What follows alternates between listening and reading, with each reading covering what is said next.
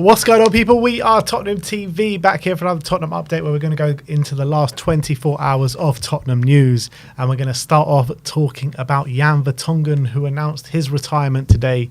He is set to retire at the end of the season, not getting much game time, obviously, for Anderlecht this season, which follows on, actually, Toby Alderweireld, who also announced his retirement, and he's going to be retiring at the end of the season. And it really does feel like the end of an era. I mean, the two are probably our best back to partnership in the Premier League era. Well, definitely our best if you look at the stats. I mean, it's just it's just a weird Makes one, you feel old. It does. It really does. Pochettino players are retiring now. Yeah, it's madness. But I mean, look, what a career these two guys had, particularly at Tottenham Hotspur. He couldn't carry on without Toby. Yeah, He couldn't. they even followed each other to the same league in terms of Belgium league. But yeah, I just want to wish Jan Vertonghen and Toby Alderweireld the best for the future, and what service they gave this football club. Yeah, incredible careers they had as well. What players they were at the top of their game. It's such a shame. I mean, I can say that all the players that played under Pochettino, that they didn't win anything in that team, but for a few years they were for sure the best partnership in the Premier League at a time. And it's weird to think about them now actually getting on that much. They're now retiring, and that's kind of how long. It's also kind of emblematic of how long ago that period was under Pochettino. We still look back at it so fondly, and we always like trying to grab back those days. But the players who played there, it was that long ago, and they're now retiring. So I wish them all the best. It's a shame, kind of. That, you know, the way it ended, we had that concussion and he had those problems at the end of his Spurs career, and he ended up leaving in that kind of fashion. But what an unbelievable servant he was to Spurs, and I wish him all the best, and I bet he'll make a great pundit or manager or whatever he wants to do. I think he'll be a very good manager, Jan Vertonghen. Great leadership ability as well. And hopefully we'll get to see him back at Tottenham Hotspur Stadium very soon as a guest, or coming to speak at half time, and maybe in one of those Legends games pretty soon as well. Get Jan Vertonghen back, get the partnership back together in the Legends game. That's what I want. You're already eyeing him up to replace Ange? Yeah, for sure. Jan in. But yeah, so many great moments with these two players. I guess the biggest highlight of the Jan Vertonghen was that brilliant assist for Sonny. Of course. And his celebration. Yeah, who can forget? Absolutely iconic. I still think to this day that we let go of Vertonghen about a year or two too early. Potentially. I still think he could have gone on for a few more years. Well, we didn't know about the problems he was having, did we? Those concussion problems. As in fans. I don't know if the club knew. I'm hoping the club knew, but the fans didn't know about that, and obviously we were judging him very harshly at the time. He said it affected him for many months after that happened. Because he went under Mourinho, right? And Mourinho definitely could have carried on with a defender like that. He would have done probably well in a Conte or a Nuno team as well. And he went on to play for Benfica at quite a high level, and in the Champions League, and did really well. And continued to play for Belgium as well. Yeah. So up until very recently. Yeah. Was he not playing at the World? Was he playing in the World Cup? I'm not sure if he was in the. Maybe he was in the squad, but I don't think he played. I think he played. Actually, I think you're right. Actually. Yeah. But look, he still played at a really high level after he left Spurs. So I think he did leave probably a bit too early. And Toby Alderweireld, I mean, he finally won that trophy. He won the league with Antwerp, scoring, I think, the winner in the last minute or something. So, I mean, he went on and played for Antwerp and actually ended up being a bit of a goal scorer. Yeah, that penalty taker. That goal he scored in the last minute was that was an unbelievable moment. Even as obviously an Antwerp fan, but watching him, it's an incredible moment to win the league in that fashion. I'm sure they'll remember that for a while. And he's obviously going to be retiring now after his injury, which is gutting for him, the way to end it like that. But two unbelievable players, and Spurs fans for sure will remember them very fondly. Yeah. Let's move on and let's talk about some transfer news. We've got 3 news stories to bring you about potential outgoing players. And one that we did speak about yesterday of Rodrigo Bentancur.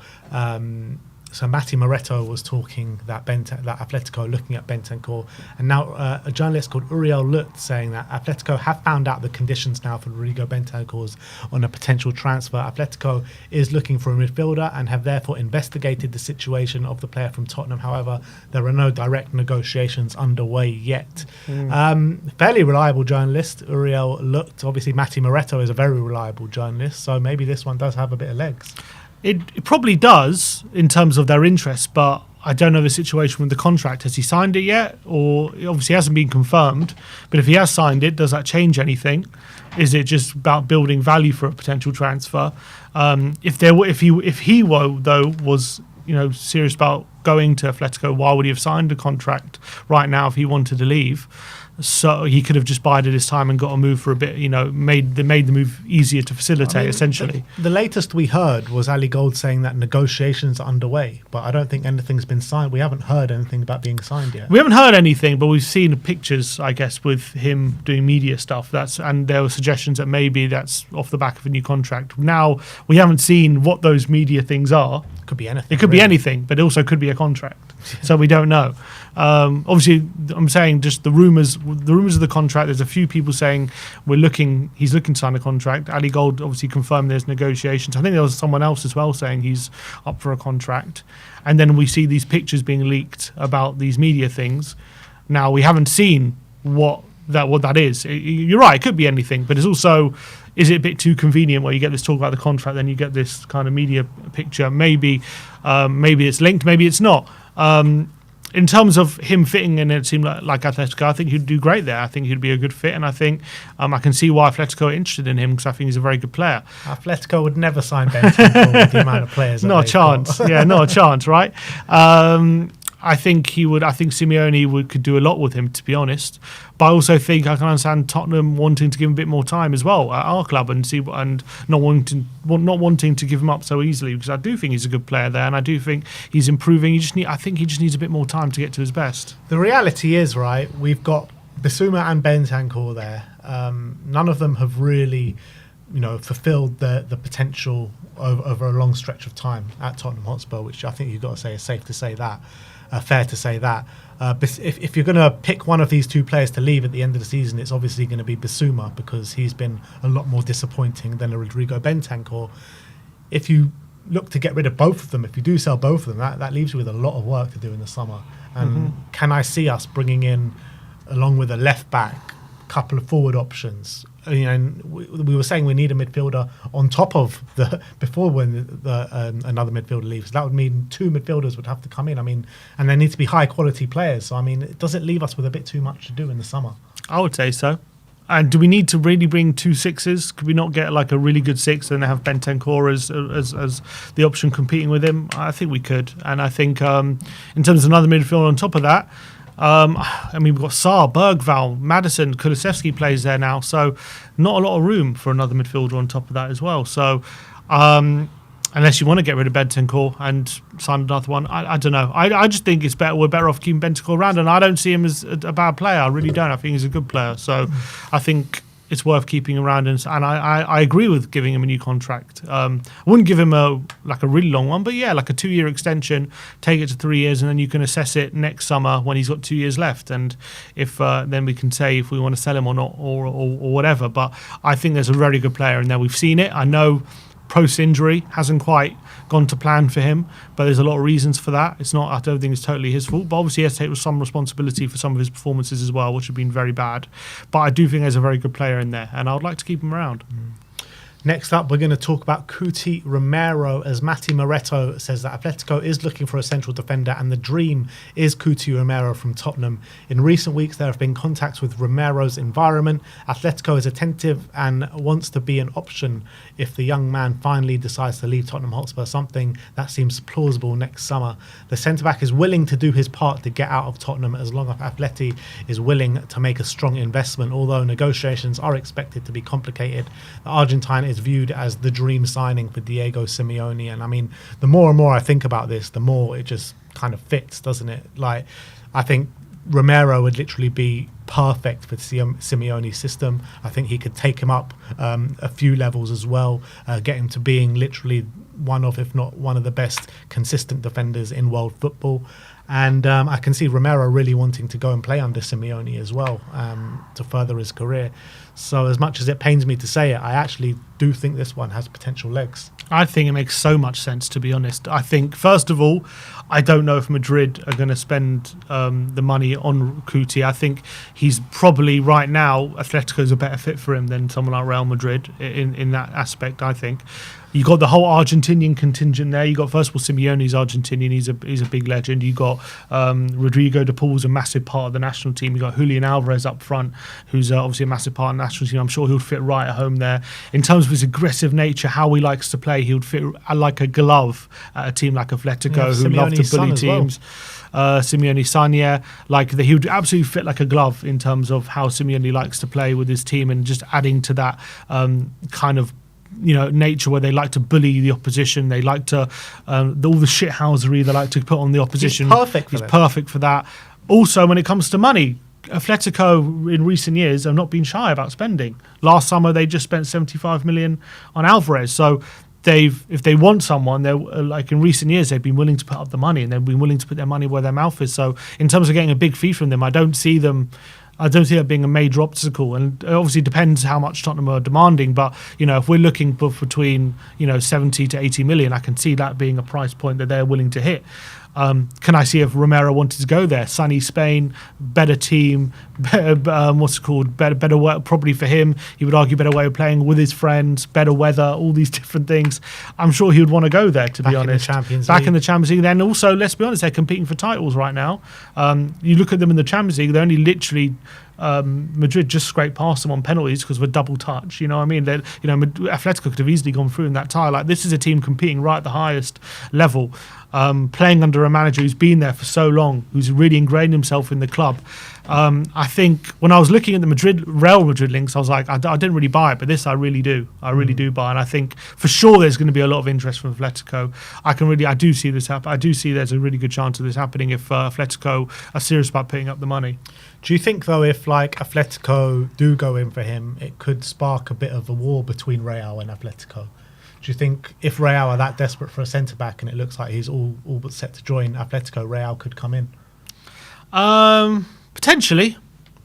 I just don't know if Real are going to be prepared to spend big money on him. I feel like he's just a better fit for Atletico than he is for Real. Yeah, I believe that as well. And I feel like Romero would be desperate to go and play under Simeone, obviously an Argentine legend. But obviously if Real come in, yeah, I'm sure he'll look at that as well. And I'm sure if Real come in and they're really serious about competing for his signature, I'm sure like when Real Madrid come knocking, it's hard to not turn your head at that. Knock. Exactly. So I just feel like Atletico are going to be a bit more serious about him. That's my feeling.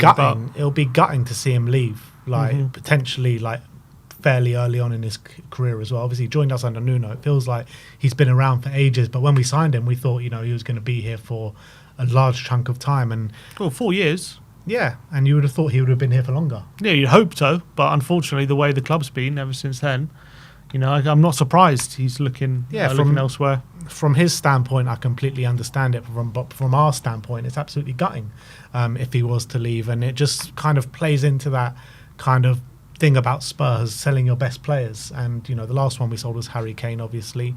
Now Cuti, Romero. Before that, it was a while back since we sold a good player like, I think it was probably Kyle Walker.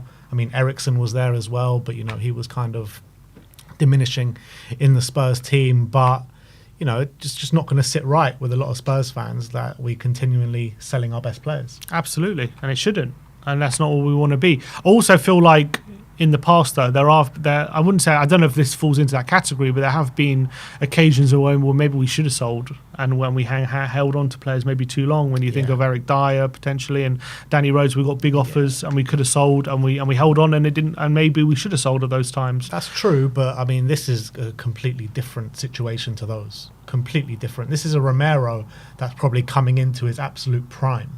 You know what I mean? This is a Romero that has just won the World Cup, back-to-back coppers. He's an unbelievable defender. And I think with Romero looking to leave and us potentially willing to sell him, more signals the state of us instead of the state of him. Yeah, for sure. Let's just hope if he does end up leaving in the summer, let's just hope he has a big end to the season for us. He really kind of ups his game, gets us that trophy that we're all craving for, and he can leave as a bit of a hero. But unfortunately, we'll see if that happens. But the reality is, him leaving and Kane leaving all suggest just one thing, and that is that this club isn't really going in the right direction. Not of these players, yeah, of course. And it's not, as in terms of league positions and stuff like that, in terms of how we've been ever since Poch left, it's not going in the right direction. We know that. And that's why I needed a kind of a big reset a couple of years ago, but we've got a lot of younger players now, and they're bedding into the team. But when you got big players like Romero in their prime, who when they go on international duty are competing for big things, when they got all their let's be honest, all his teammates on international duty, all in the Champions League and competing at the higher echelons of their league, domestic leagues, and he's not. He's obviously going to look at that, isn't he? He's not going to be a situation he's happy with. And he's a winner. He is. Whatever you want to say about him, whatever people want to complaints they want to say about some of his performances, whatever, the guy is a winner, and that he's proven that over 3 separate tournaments for Argentina, and he's not going to be happy with where the club's going. Yeah, and he shouldn't do, and neither should any of the fans be, to be honest, looking at the calibre of player that's exiting the club.